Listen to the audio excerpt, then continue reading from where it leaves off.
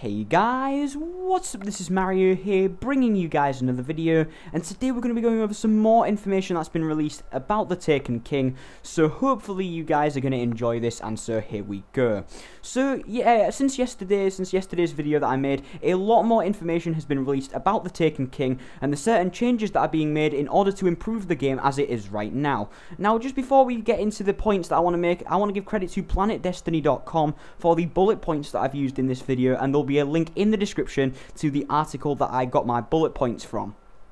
So let's begin with the first main thing, and it's a quote from something that probably a Bungie employee has said, and it says, "Quests from the ominous Eris Morn lead to the rediscovery of a forgotten weapon type." Now this mysterious weapon type, it obviously first of all shows that there's going to be a new weapon type added in the Taken King, which is very exciting. Just like sidearms were added in the House of Wolves, it looks like we'll be getting another one in the Taken King. But this mysterious weapon type could possibly be a sword. If we look at a part of one of the recently released Taken King trailers, we can see that the Guardian is holding a heavy weapon that is in the shape of a sword, and it's not equipped so you can't actually see it, but we can see in the bottom left corner in his toolbar that there is a sword as a heavy weapon. So possibly by completing quests from Eris, you'll be able to obtain a sword as a heavy weapon, which would be great. I don't think that a sword would be too overpowered, especially if it was maybe a melee only weapon. So you have to run up to them and smack them with it, because otherwise they could gun you down before you can reach them. Unless maybe you put on like mass agility build, that would be kind of cool. But anyways, that's the first main thing, is that there will be a new weapon type in the Taken King, whether it is a sword or not. Now the next thing we're going to talk about is the Gunsmith. So the Gunsmith will now have a reputation meter that can be leveled by testing out common prototypes in the field. These test weapons have a built-in challenge, like killing Hive on the Dreadnought or using a sniper rifle to get headshots in the Crucible. You can check out as many of these as you want at a time. And then also, if you hit a certain reputation level with the Gunsmith, he will open up Arms Day purchases. Now I imagine that Arms Day purchases will be kind of like Soros, Omelon and Hacker, and it will be kind of like the new foundry system that's being added into the game. I imagine that Arms Day will be weapons like that the Gunsmith sells specifically, and that the certain types of weapons you'll only be able to buy from the Gunsmith. And you can also pay Glimmer to order a new legendary weapon. I believe you'll be able to order just a legendary weapon. It will show you legendary weapons you can order, and then the following Wednesday, that weapon will arrive with a random set of perks. So this system's really cool, and it's going to give the Gunsmith even more reason to go visit him than there is already, because you can get a random legendary weapon for a little bit of Glimmer every week, every Wednesday, which is going to be a really cool little system. And I also like the idea of the Arms Day purchases, so you're actually going to be able to buy legendary weapons from him, rather than just common and uncommon weapons. Now the final main bullet point that I have here is that we have more information on the quests that will allow us to obtain the third subclass for each character. So we're going to go over each class individually. The Titan's quest to retrieve the Sunbreaker subclass will have you interacting with a rogue mercenary clan of Titans who can teach you the ability to harness the power of the sun, and that you'll have to go through this quest, and that is how you'll unlock the Sunbreaker subclass. The Hunter's quest to retrieve the Night Stalker subclass will lead him or her to track down a solitary nomad who has gone missing, and who holds the key to unlocking the power of void energy. So you'll have to go down this quest, you'll have to hunt down this nomad, and then you'll be able to unlock the Night Stalker subclass. And finally, the Warlock's quest to retrieve the Stormcaller subclass will tap into the power of the storm through a shamanistic ritual with a Koro Ray. So obviously, they're also trying to involve the Vanguard a little bit more. As you can see, Koro Ray is going to be helping you through this quest to retrieve the Stormcaller subclass as a Warlock. And I think that these quests sound really fun and exciting, and they'll be really cool additions to the game. And I do like the sound of them implementing, like there's a story behind where all of the subclasses came from. So let's now get into some more minor bullet points that were on this article.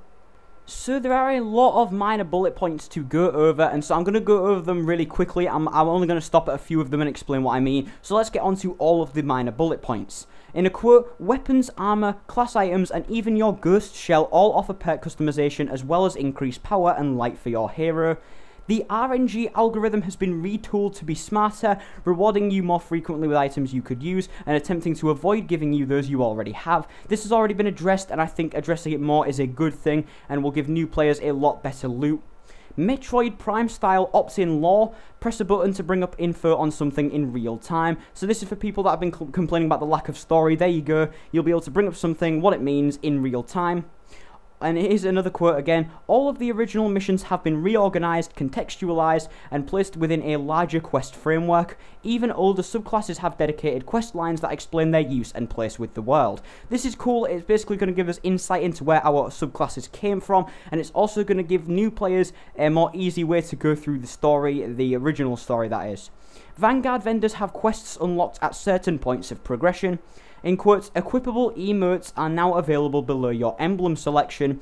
Holding the left trigger on the pause screen gives an instant glimpse at the energy types equipped on each weapon. That means Arc, Solar and Void, by the way. New items and subclass visual icons have been redesigned for quick recognition at a glance. This is to help out both new and veteran players in order to help recognize things a lot quicker. Tiers for intellect, discipline and strength that tells you what your cooldown is in seconds rather than as a percentage that you have to figure out. And in quotes here, as an alternative to using or sharding your new high-powered legendary weapons and armor, you can also improve an item you like by sacrificing another piece from the same gear slot. Another quote here, the Cryptarch will more reliably provide rewards that match the engrams you give him. Legendary marks will replace Crucible and Vanguard marks, and armor materials will replace plasteel plating, sapphire wire and hadronic essence. This is a great thing because armor materials are really annoying at the minute, and the fact that instead of having one for each class, you'll have just one that you can use on all three classes is a very good system. You no longer have to wear class items to gain reputation with a faction. Instead, you pledge allegiance to gain rep for a faction, one at a time. You can also turn in unwanted materials for reputation. So this is, again, a much better system for factions, and you'll also be able to earn reputation for your faction all the time, rather than having to take on and off a class item.